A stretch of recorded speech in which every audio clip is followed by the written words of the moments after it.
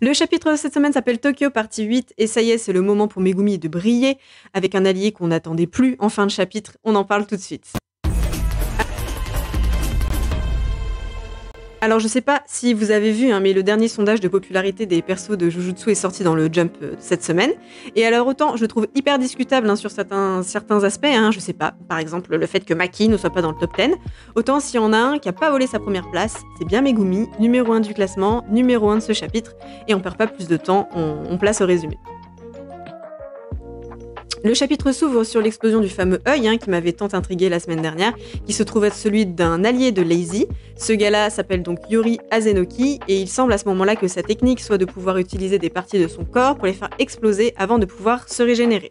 Megumi réussit à sortir de cette explosion sans gros dommages avant de se faire attaquer sans sommation par Rémi qui tente de l'atteindre avec ses cheveux en forme de queue de scorpion, mais il est plutôt sur le qui-vive, le Megumi, il se fait pas avoir et il envoie assez facilement Rémi au tapis pour faire face à la nouvelle attaque de Reiji et de ses amis.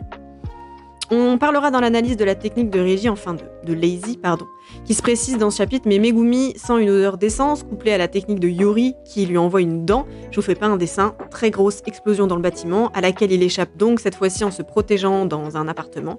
Et il en profite pour emmener Rémi avec lui, au passage, avant de la secouer un petit peu en lui expliquant que les gars avec qui elle est n'ont absolument pas l'intention de la protéger. Et Rémi, qui visiblement aime bien mordre la main qui la nourrit, attaque une nouvelle fois Megumi qui lui intime d'arrêter. D'ailleurs, ça m'a bien fait rire, son petit ça suffit maintenant, en mode allez, va plus loin, laisse les grands se battre. Bref, Rémi, elle est complètement désespérée à ce moment-là, en vrai, c'est assez triste. Ça sera aussi une bonne partie de l'analyse, je reviendrai plus longuement sur le personnage de Rémi. Mais Megumi lui fait aucun cadeau et il l'enchaîne verbalement en lui expliquant carrément qu'il la dégoûte. Voilà, c'est un peu violent, mais c'est le Megumi qu'on connaît. Ensuite, entre en scène, Shizuru arrive 28 points, un nouvel assaillant, alors que les petits Kogane apparaissent pour annoncer la nouvelle règle à ajouter du côté d'Iguruma et de Yuji. Petite case, sourire de Megumi, toujours aussi fier de son ami d'ailleurs. Il invoque son éléphant de plénitude pour envoyer Shizuru hors du bâtiment alors qu'il se fait porter par nuée. Il lui assène un premier coup de poing dans le visage avant de froidement lui enfoncer son épée dans le crâne. Kogane apparaît de nouveau cette fois-ci pour lui annoncer le gain de ses 5 premiers points. Yori et Lazy arrivent ensuite en parapluie façon Mary Poppins et on se dirige vers un combat 2 contre 1, mais c'est sans compter sur ce personnage qu'on n'attendait plus, comme je disais plus tôt, Takaba qui fait sa première vraie apparition dans l'histoire en protégeant Megumi d'une nouvelle explosion et qui se pose comme un allié improbable. Voilà ce qu'on pouvait résumer pour ce chapitre, on passe à l'analyse. Alors évidemment, on va parler de Megumi, le MVP de cette semaine, mais on va avoir une partie sur Rémi qui sera assez conséquente aussi, comme je disais plus tôt. Les deux vont un petit peu se mêler d'ailleurs, et en fin de review, on parlera un peu de Lazy, de sa technique, et enfin de Takaba. Bon, je pense qu'on est tous d'accord pour dire que les gènes de Toji se sont fait sentir forts dans ce chapitre, puisque ça y est, Megumi n'a plus le time, et Akutami nous met tous ses skills de dessin pour nous faire le parallèle entre le père et le fils. Certains panels sont quasi identiques, notamment à la fin du chapitre quand Kogane apparaît pour annoncer les 5 points de Megumi, alors qu'il est devant le corps de Shizuru. C'est exactement la même mise en scène que dans le chapitre 72 dans le flashback de Gojo, quand Toji laisse Geto pour à moitié mort. Et j'ai encore 2-3 exemples comme ça dans les tiroirs. Bref, on veut nous montrer son côté sans pitié. Et alors je suis d'accord, sans pitié pour ses adversaires. Il n'hésite pas une seule seconde à tuer Shizuru quand il a une ouverture. Il utilise pour ça d'ailleurs toutes ses compétences. Le combat au corps à corps, les Shikigami, les défenses de plénitude, longtemps qu'on l'avait pas vu celui-là. L'apparition de son épée stockée dans les ombres, qu'on avait vu il y a quelques chapitres de ça contre Rémi. Il met toujours autant son intelligence au service du combat, et à la fin, vous savez, là quand il pèse le pour et le contre, pour savoir s'il doit utiliser ou non son extension du territoire, voilà, foncièrement, c'est le Megumi qui nous est teasé depuis un moment maintenant.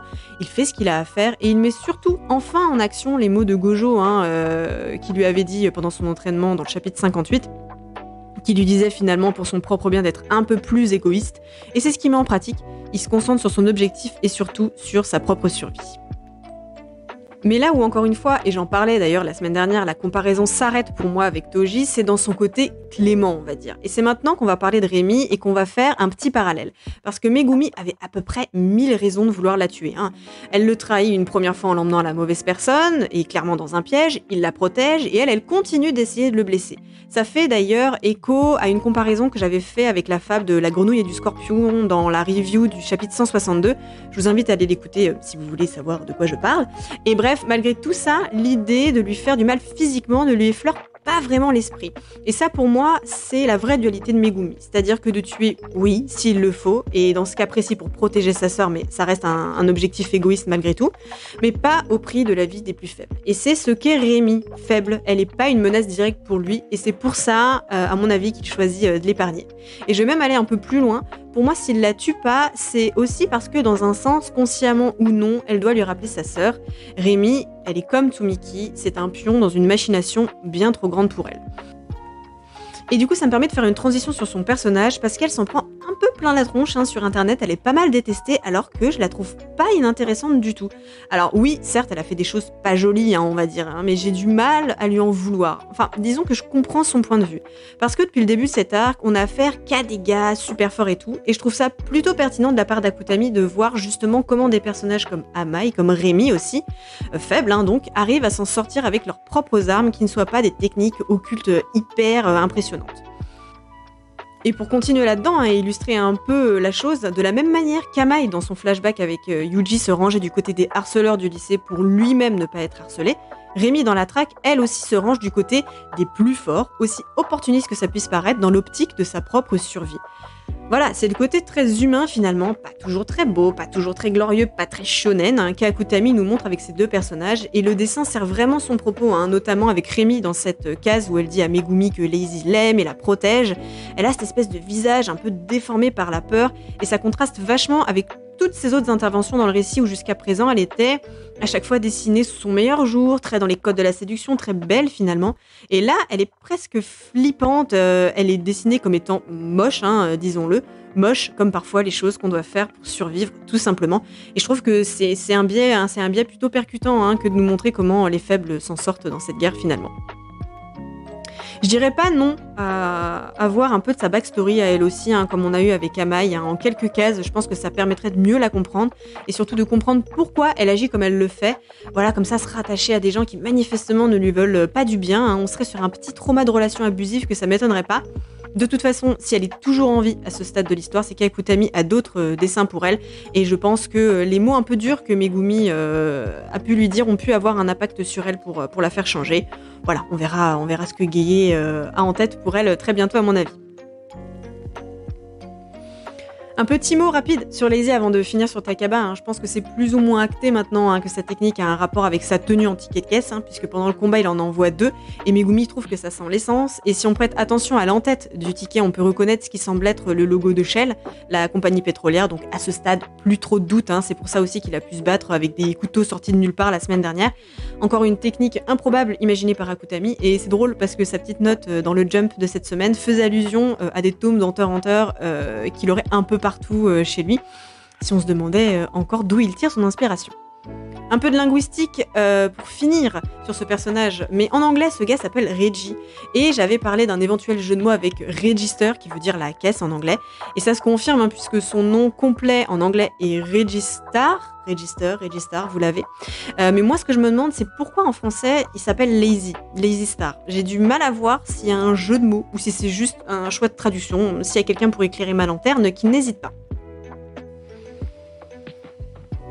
Et on va finir cette review sur cet homme que donc personne n'avait vu venir, Takaba, qui fait son apparition dans un outfit improbable. On l'avait quitté hyper sérieux dans son costume noir dans l'arc Shibuya, chapitre 146.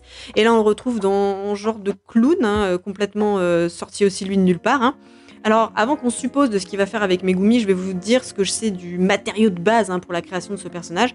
Apparemment, Akutami se serait inspiré d'un comique japonais qui s'appelle Centerman, qui est donc évidemment obscur pour nous, mais aussi un peu pour eux, puisque j'ai pas trouvé des masses de choses sur lui.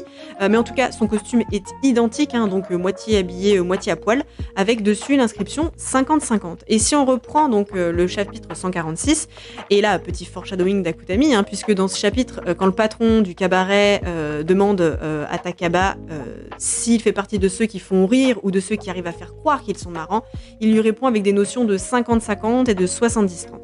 Alors à l'époque, tout le monde disait que c'était une ref au pouvoir de Nanami, le fameux 7 tiers, et pour l'instant, on peut rien affirmer, si ce n'est qu'effectivement il semble résistant aux attaques, même si on peut pas dire que ça lui fait rien comme il l'affirme, puisqu'on peut voir un peu de sang sur sa tête. Mais j'ai vu des théories sur internet comme quoi cette technique pourrait, pourquoi pas, absorber une partie de l'énergie d'une technique occulte, donc 50, 70 ou 30%, ce qui expliquerait qu'il soit blessé mais pas à la hauteur de la puissance de l'attaque. Donc pourquoi pas, et pourquoi pas même que le reste des pourcentages pourrait se convertir en attaque, voilà, ça aussi ça pourrait être cool.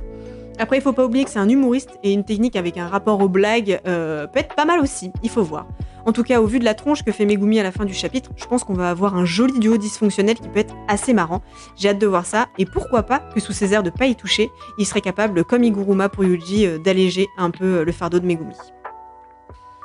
Pour conclure cette semaine, on a eu un beau condensé de ce qu'Akutami fait de mieux, un combat dynamique, des personnages secondaires à la psychologie et aux techniques intéressantes, des questionnements éthiques sur la nature humaine, bref, tout ce qu'on aime. Prochain chapitre, le 19 décembre sur Manga Plus à 16h, review le lundi qui suit dans la journée. Si ce que vous venez d'écouter vous a plu, abonnez-vous. J'ai horreur de demander ça, mais si ça vous a plu, n'hésitez pas, je le répète. En attendant, il ne me reste plus qu'à te dire de prendre soin de toi.